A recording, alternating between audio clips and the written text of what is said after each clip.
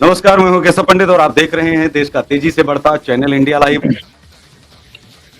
हमारे साथ में चर्चा में मौजूद हैं करुणेश पांडे जी, जो राष्ट्रीय महामंत्री हैं ब्राह्मण जन कल्याण समिति के, ब्राह्मण नेता हैं। सनातन की बात करते हैं, लगातार हर वर्ग की आवाज उठा रहे हैं पूरे देश भर में। पांडे साहब, चैनल इंडिया लाइव पर बहुत बहुत स्वागत है आपका। बहुत धन्यवाद आपका। जो इटावा कांड हुआ, इटावा कांड के बाद में तरह तरह के बयान आए और अब पूर्व मुख्यमंत्री अखिलेश यादव, सपा सुप्रीमो, उन्होंने धीरेन्द्र शास्त्री पर अंडर टेबल रुपए लगाने का आरोप लगाया है। उन्होंने कहा है कि लाखों रुपए लेते हैं। इस पर आप क्या कहेंगे जी? देखिए, अखिलेश जी को हर वो हिंदू चुभता है जो संस्कृति और सनातन की बात करता है। और ये अखिलेश जी का नया नहीं है। समाजवादी पार्टी का जो है इतिहास रहा है शुरू से ही। अयोध्या में मुलायम सिंह यादव जी ने कारसेवकों पर गोली चलवाई थी। और मैं तो यही कहूंगा कि अखिलेश जी ने धीरेन्द्र शास्त्री का नहीं अपितु समूचे सनातन धर्म का अपमान किया है। सनातन धर्म के लोगों को चाहिए कि राजनेता के भेष में छुपे ऐसे कालनेमियों को पहचाने जो सनातन धर्म में विष घोलने का काम कर रहे हैं।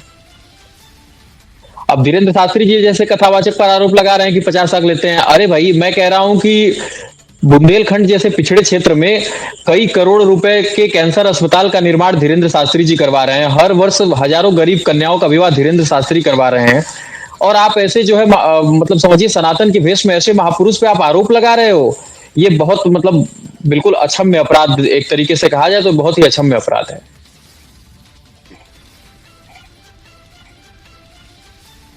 क्योंकि ये हर बार होता है, कोई ना कोई बयान आता है, उसके बाद माफी मांग ली जाती है। लेकिन देखिए, अखिलेश यादव जी ने यदि हाँ, माफी अखिलेश यादव जी ने कभी वो ब्राह्मण समाज जी क्या हाँ करता है? नहीं, मैं बता रहा हूं कि अखिलेश यादव जी ने कभी किसी मौलवी मौलाने के खर्चे पर तो आज तक आवाज नहीं उठाई। यहां तक कि इनके सरकार में सरकारी कोष से सैकड़ों करोड़ रुपए हज हाउस बनाने के लिए दे दिए गए थे। हजारों मदरसों को करोड़ों रुपए दिए गए। देखिए, कोई भी व्यक्ति अपनी कमाई का पैसा दान करता है, संतों को उसका व्यक्तिगत निर्णय होता है। लेकिन अखिलेश जी ने तो उत्तर प्रदेश की जनता की गाड़ी कमाई जो टैक्स हमारा था उसको इन्होंने उठा के हज को दे दिया। तब तो एक बार कहीं कोई आवाज नहीं उठी। और आज यदि कोई व्यक्ति इतने बड़े जो है वो कैंसर अस्पताल का निर्माण करवा रहा है, प्रतिवर्ष हजारों गरीब कन्याओं का विवाह करवा रहा है, ऐसे व्यक्ति पर आरोप लगा रहे हैं आप, आपको कीड़े पड़ेंगे। मैं कह रहा हूं, मैं एक ब्राह्मण होकर बता रहा हूं कि अखिलेश यादव को कीड़े पड़ेंगे। आप इस चीज को नोट कर लीजिएगा। सवाल ये है कि क्या धीरेन्द्र शास्त्री क्यों? क्योंकि इनसे ज्यादा भी लोग पैसे लेते हैं कथा में और कथा में जाते हैं, लेकिन निशाना केवल कथा को पैसे लेकर कोई ही क्यों बनाए गए? क्योंकि यादव समाज के भी बहुत सारे लोग ऐसे हैं। मैंने क्या कहा? मैंने कहा कि समाज मैंने कहा कि समाज मैं अपनी बात पूरी कर लेता हूं। मैंने कहा, मैंने शुरू में आपसे कहा कि समाजवादी पार्टी का इतिहास रहा है। श्रद्धेय मुलायम सिंह यादव जी ने कारसेवकों के ऊपर गोली चलवाई थी। तो जो व्यक्ति मान लीजिए कारसेवकों पर गोली का चलवा सकता है, जो राम भक्तों पर गोली चलवा सकता है, तो ऐसी व्यक्ति से हम क्या उम्मीद कर सकते हैं? और ये उत्तर प्रदेश का दुर्भाग्यपूर्ण है कि ऐसे व्यक्ति को मुख्यमंत्री बना दिया गया। ये समूचे हिंदू धर्म का दुर्भाग्यपूर्ण है। और मैं ये आशा और उम्मीद के साथ कह सकता हूं, आगामी 50 वर्षों तक जब तक अखिलेश यादव जी रहेंगे, तब तक मैं उम्मीद के साथ कह सकता हूं कि कभी भी समाजवादी पार्टी की सरकार उत्तर प्रदेश में बनने से रही। अब उत्तर प्रदेश में समाजवादी पार्टी की सरकार नहीं आएगी। जो हिंदू का नहीं हो सकता, जो हिंदी धर्म का नहीं हो सकता, संस्कृति का नहीं हो सकता, वो सत्ता के काबिल नहीं। राजनीतिक विश्लेषक कहते हैं कि ये इसलिए बयान धीरेन्द्र शास्त्री को इसलिए टारगेट किया गया क्योंकि वह हिंदू हिंदू भाई भाई का नारा लगा रहे हैं, लगातार जोड़ने की बात कर रहे हैं। उसमें इनका पीडीए समाप्त होता दिख रहा है, क्योंकि जिस पीडीए के दम पर ये सरकार बनाना चाह रहे हैं, वह धीरेन्द्र शास्त्री सपना चकनाचूर कर रहे हैं और इसी वजह से इनके निशाने पर सिर्फ धीरेन्द्र शास्त्री हैं। अरे भैया,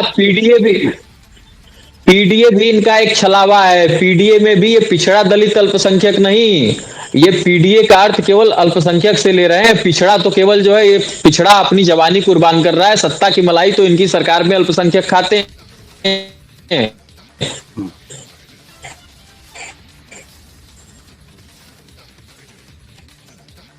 ये पीडीए नहीं, पीडीए इसमें केवल अल्पसंख्यक से।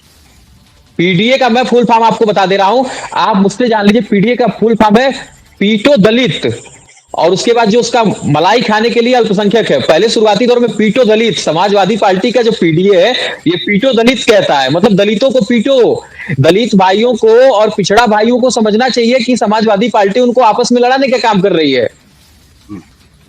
नहीं, मेरा सवाल अलग था। मैंने कहा राजनीतिक विश्लेषक ये बता रहे हैं, उनका कहना है कि केवल धीरेन्द्र शास्त्री इसलिए निशाने पर हैं क्योंकि वह पीडीए का जो सपना है वो चकनाचूर कर रहे हैं, हिंदुओं को एकजुट कर रहे हैं, जाति से अलग कर रहे हैं, जाति हटा रहे हैं, तो बहुत सारे लोग जाग रहे हैं और उनके साथ जुड़ रहे हैं।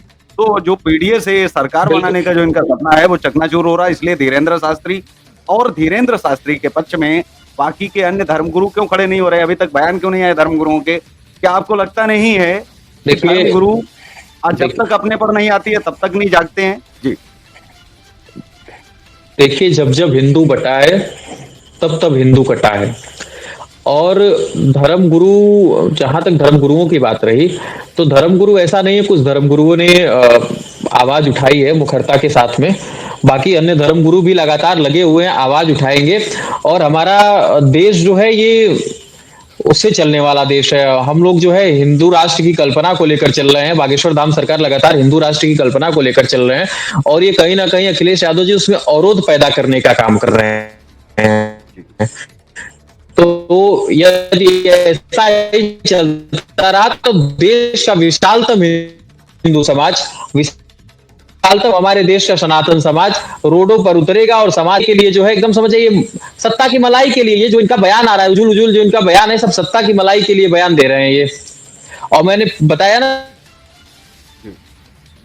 कि पीडीए, इस पे आप थोड़ा फोकस कीजिएगा। ये पीडीए इनका पिछड़ा दलित अल्पसंख्यक बताया, आप पीटो दलित अल्पसंख्यक, मतलब ये जो है पिछड़ा के माध्यम से दलितों को पिटवाकर और अल्पसंख्यक की राजनीति करना चाहते हैं। इनका मुख्य एजेंडा ये है। और हिंदू अब जग रहे हैं, ऐसा नहीं है, हिंदू जग रहे हैं, हमारे धर्मगुरु जग रहे हैं, सब लोग आ रहे हैं।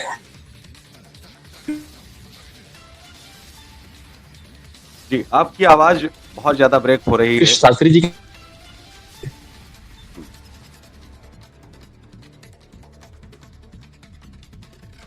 तो हमारे साथ में थे ब्राह्मण। हेलो, अभी सुन पा रहे हैं मुझे? जी बिल्कुल, आपकी आवाज अभी आ रही है। हमारे साथ सुन पा रहे हैं मुझे? हेलो, जी आपकी आवाज आ रही है। ब्राह्मण जन कल्याण समिति के राष्ट्रीय महामंत्री करुणेश पांडे साहब, और उन्होंने अपनी बात जो है उसी प्रमुखता के साथ में रखी, क्योंकि वह जब भी निशाना साधते हैं या कोई बात करते हैं तो बहुत ही सोच समझ करके। और बहुत बहुत धन्यवाद आपका। तो आपका बहुत बहुत धन्यवाद करने के लिए। नमस्कार, वंदे मातरम।